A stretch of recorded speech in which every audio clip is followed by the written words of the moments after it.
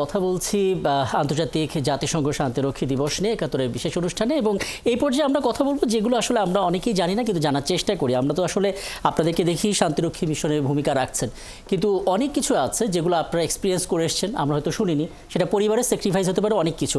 আমি ছোট করে সেই অভিজ্ঞতাগুলো একটু জানার চেষ্টা করবো। ব্রিগেডিয়ার মিনহাজ, আপনি একটু বলবেন কী ধরনের ত্যাগ স্বীকার করতে হয় যদি আপনার অপারেশনের মধ্যে কোনো রকমের খুব চ্যালেঞ্জিং কোনো ঘটনা থেকে থাকে, আপনি শেয়ার করতে পারেন আমাদেরকে। ধন্যবাদ আপনাকে। আসলে অভিজ্ঞতা তো অনেক। জি জি। প্রথম মিশনে আমি গিয়েছিলাম 2007 সালে। এটি ছিল পিস কিপিং মিশন, চ্যাপ্টার 6-এর আন্ডারে আমরা করেছিলাম। মোটামুটি কাম এবং পিসফুল মিশন ছিল। 2017 সালে আমি সাউথ সুদানে মিশনে যাই।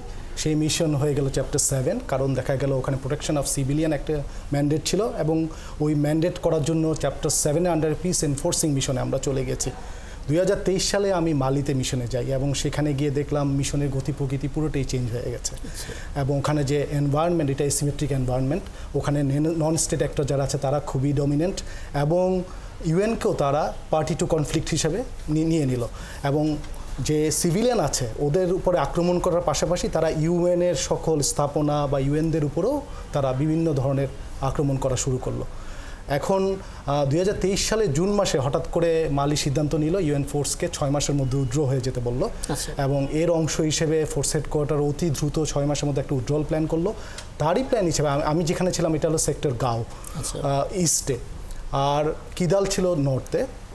নর্মালি গাঁও থেকে যে কিদালের যে ডিস্টেন্স এটা 550 কিলোমিটার, এবং 50 থেকে 60টি গাড়ি এটা কনভয় আকারে আসলে 4 থেকে 5 দিন সময় লাগতো, কারণ এখানে প্রচুর আইডি থ্রেট এবং অন্যান্য থ্রেট ছিল। যেহেতু এটা পুরোপুরি উইথড্রল মিশন ছিল, এই জন্য কিদালের যে টিম সাইট এটা একেবারে উইথড্রল হলো। 200 থেকে 250 গাড়ি একসাথে বেরোয় আসলো, এবং এই যে 4 দিনের রাস্তা তাদের ওখান থেকে আসতে 12 দিন সময় লাগলো। এবং এই সময় তারা 6টা বিভিন্ন ধরনের আইডি অ্যাটাকের সম্মুখীন হয়েছে। আমরা সেক্টর হেডকোয়ার্টার থেকে বসে প্রায় 30 জনকে হেলি ইভ্যাকুয়েট করলাম। তাদের রসদ শেষ হয়ে গিয়েছিল, হেলিকপ্টারের মাধ্যমে তাদেরকে রসদ দেওয়া হলো, এবং 12 দিন পরে আমরা অনেক ত্যাগ তিতিক্ষার পরে ওদেরকে সেক্টর হেডকোয়ার্টারে নিয়ে আসতে পেরেছি। এই যে অভিজ্ঞতা এটা আসলে ভোলার নয়। ছোট্ট 2টা গল্প বলে শেষ করতে চাই। আমি এই যে মালিতে ছিলাম, আমরা বিভিন্ন পর্যায়ে আমাদেরকে যখন উইথড্রল করেছিল, বাংলাদেশে যত শান্তিরক্ষী ছিল তাদেরকে সব শেষে আমাদেরকে উইথড্রল করিয়েছিল, কারণ এই যে আস্থার জায়গা থেকে। তা আমাদের এটা ছিল ফ্রেঞ্চ লেড মিশন। আমার যে চিফ অফ স্টাফ ছিলেন উনি ফ্রেঞ্চ, এবং ডেপুটি চিফ অফ স্টাফ ছিলেন জার্মানি। তো উনি আমাকে বললেন আসার আগে, আমি কখনো বাংলাদেশি শান্তিরক্ষী মিশনদের যারা শান্তিরক্ষীদের সাথে তাদের সাথে কখনো কাজ করিনি, বাট আমি যদি কখনো ভবিষ্যতে এখন শান্তিরক্ষী মিশনে যাই আমি জানি কাদেরকে ডাকতে হবে এবং আমি কাদের সাথে কাজ করতে চাই। এটা একটি বিশাল পাওয়া। ধন্যবাদ, অনেক ধন্যবাদ। আমি একটু ক্যাপ্টেন রাশাফুল আলম আপনার কাছে শুনবো ছোট করে, যেহেতু আপনাদের যে দায়িত্বটা সেটা সেনাবাহিনী থেকে আলাদা, এবং সমুদ্র পথেই একটা দীর্ঘ সময় কাটাতে হয়, আপনার এমন কোনো অভিজ্ঞতা যেটা আপনাকে এখনো আত্মবিশ্বাসী করে? Thank you so much. আমি আমার অভিজ্ঞতাটাকে একটু দুই ধরনের অভিজ্ঞতা শেয়ার করতে চাই। একটি ফিল্ড মিশনের অভিজ্ঞতা, একটি জাতিসংঘ সদর দপ্তরের একটা অভিজ্ঞতা। তো আমি 2005 ফরমার সুদানে একদম বাংলাদেশ সশস্ত্র বাহিনীর প্রথম এবং ইউএন মিশনের শুরুই হয় 2005-এ ফরমার সুদানে। ওখানে আমি বাংলাদেশ নৌবাহিনীর প্রথম কন্টিনজেন্টের একজন ডুবুরি কর্মকর্তা হিসেবে ওখানে ডেপ্লয়েড হই। আমাদের ম্যান্ডেটেড টাস্কের ভিতরে হাই স্পিড বোট দিয়ে আমরা বিভিন্ন মিলিটারি অবজারভারদেরকে পয়েন্ট এ টু পয়েন্ট বি আমরা নিয়ে যেতাম বিভিন্ন তথ্য উপাত্ত সংগ্রহের জন্য। এটা একটা আমাদের বড় কাজ ছিল, বিকজ তখন সুদানে এরকম রোড কানেক্টিভিটি ছিল না।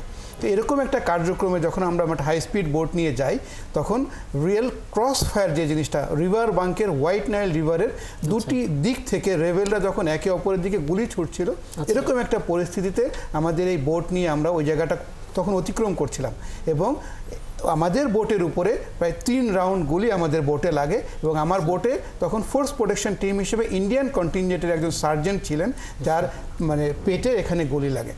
তো এরকম একটা পরিস্থিতির ভিতর দিয়ে আমরা ফিল্ড মিশনে আমাদের দায়িত্ব পালন করেছি। এবং নৌবাহিনীর কার্যক্রম আপনি জানেন, লোকচক্ষুর অন্তরালে অনেক কিছুই হয়তো মানুষ দেখে না, বাট ইম্প্যাক্টটা অনেক বেশি। আমি জাস্ট এখানে আরেকটা জিনিস বলতে চাই, বর্তমানে যে কন্টিনজেন্টটা সাউথ সুদানে ডিপ্লয়েড আছে, ওই কন্টিনজেন্টের কার্যক্রমটা এমন যে ওই মিশন এই কন্টিনজেন্টের নামটা দিয়েছে অপারেশন লাইফ লাইন। বিকজ আমাদের নৌবাহিনীর সদস্যরা ওখানে যে কার্যক্রমটা করে সেটা লাইফ লাইনের মতো কাজ করে মিশনের জন্য। বিকজ ইউএনের যত রসদ আছে across the south Sudan areas, প্রায় 950 কিলোমিটার দূরে একটা জায়গা থেকে আরেকটা যখন নিয়ে যায়, এই জায়গার এই রসদ প্রোটেকশন যে বার্জগুলি, তার ফোর্স প্রোটেকশনটা আমরা দিই। চমৎকার। আমি এই আলাপটা আরও দীর্ঘ করতাম, সময়টা যেহেতু কম।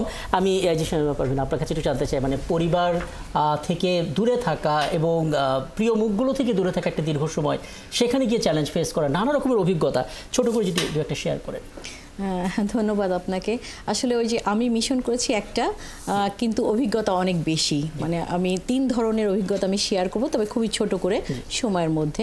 সেটা হচ্ছে, আপনারা জানেন যে যেটা বলছিলাম, হাইতিতে আমরা 2010-এ যে ভূমিকম্প হয়, আর্থকুইক, এখানে প্রায় 2 লাখ মানুষ মারা যায়। ইভেন চিফ অফ মিশনও মারা যায় ওই ভূমিকম্পে। তারপরে আমাদের রোটেশন শুরু হয়, আমাদের এপিওটা শুরু হয়। আমি 2016-তে যাই। 2016 জুন থেকে আমি মিশন শুরু করি। 6th রোটেশনের আমি 140 জন উইমেন পুলিশ নিয়ে যাই সেখানে। আমি তার কমান্ডার হিসাবে দায়িত্ব পালন করেছি। তো আমরা যাওয়ার পরে, আমরা জুনে গেলাম, যাওয়ার পরে অক্টোবরের 4 তারিখে ম্যাথিউ হারিকেনের নাম শুনেছেন। যেটা প্রথমে আপনারা জানেন যে হাইতি আসলে খুবই ন্যাচারাল ডিজাস্টারের এনভায়রনমেন্টটা খুবই খারাপ। প্রায় ন্যাচারাল ডিজাস্টার হয়, ভূমিকম্প, হ্যারিকেন এ ধরনের হয়, এবং সেই সাথে গ্যাং কালচার, মানে ক্রাইম প্রবণ, যেহেতু ওরা খুবই পোরেস্ট একটা country Haiti, so gang culture, criminal crime প্রচুর পরিমাণ, হাইজ্যাক, স্নাচ, এগুলো অনেকগুলো হয়, স্ন্যাচিং। তো আমরা সব ধরনের অভিজ্ঞতা, এই জন্য আমি বললাম আমি ছোটো করে 3টা বলবো। প্রথমে আমি হারিকেন ম্যাথিউতে প্রায় 3000 মানুষ মারা যায়, প্রচুর ঘরবাড়ি বিধ্বস্ত হয়। তো সেই সময় আমরা লোকাল পুলিশ এবং আমাদের ইউএন মিশনের, আমরা এপিও বললাম যে 11টা ছিল, সেই সাথে প্রায় আমাদের আনপোল অফিসার, প্রায় 45টা দেশ ওখানে কাজ করে। আমরা সবাই মিলে এই যে রেস্কিউ করা, তারপরে আপনার তাদেরকে হিউম্যানিটেরিয়ান এইড পৌঁছে দেওয়া এবং সিকিউর করা, সেখানে যারা আমরা ইউএনের অফিসাররা আছি, পার্সোনালরা আছে, সেই সাথে লোকাল পিপল। সো এটা আমার একটা আসলে অভিজ্ঞতা যে ন্যাচারাল ডিজাস্টার মানুষকে কতটা ক্ষতিগ্রস্ত করেছে। আমাদের দেশে হয়তো সামান্য বন্যা হয়, সামান্য বলবো না, হয় একটা সাইডে, আমরা আসলে যারা একটু প্রপারে বা ঢাকাতে, রাজধানীতে থাকি, ওভাবে দেখতে পাই না। সো আমি এখানে কমান্ডার হিসেবে কাজ করেছি, বা আমাদের উইমেন পুলিশরা যে তাদের লাইফ রিস্ক নিয়ে সেই গ্রামীণ এলাকায়, মানে রিজনাল সাইডে যে তাদেরকে রেস্কিউর কাজ করেছে আমাদের কমান্ডে। সো ওই বিষয়টা একটা আমার এক্সপিরিয়েন্স। আর সেকেন্ড যেটা বলছি, আপনি যেটা বললাম যে হাইতিতে হচ্ছে আপনার ক্রাইমটা খুবই বেশি, বিশেষ করে পলিটিক্যাল আনস্টেবিলিটি খুবই বেশি। ওখানে আমরা প্রেসিডেন্সিয়াল ইলেকশন করি, ওখানে 2 ফেজে প্রেসিডেন্ট, এবং আপনার উনি হচ্ছেন 2017-তে নির্বাচিত হন জোভেনেল মোইজি, এবং উনি 2021-এ আপনারা জানেন অ্যাসাসিনেশন হয় ওনার বাসাতেই, যেহেতু যে বললাম পলিটিক্যাল আনস্টেবিলিটি আছে ওখানে। সো আমরা ওনার ইলেকশনটা, ওটা খুবই রিস্কি ছিল, এবং ইলেকশন পুরো ডিউটি 2 ফেজে আমরা করেছি, যেখানে আমরা আমাদের একদিন হোস্টেজে করেছিল ওখানকার পলিটিক্যাল পিপলরা, মানে অপোজিশন পার্টি।